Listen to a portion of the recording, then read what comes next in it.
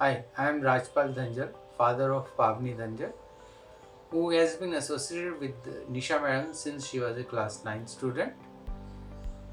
Over the years, between 9 to 12, I have seen a consistent performance in Pavni, which has been possible purely because of Nisha Madam's coaching and guidance techniques which she used for students.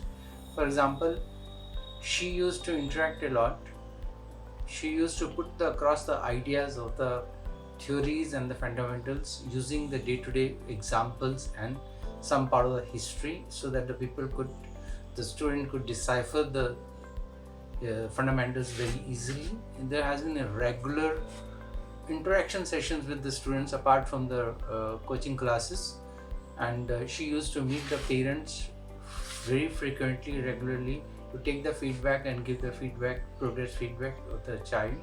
There has been regular class tests, mock tests, both the short duration and the long duration, so that the kids were prepared according to the requirement of the board standards.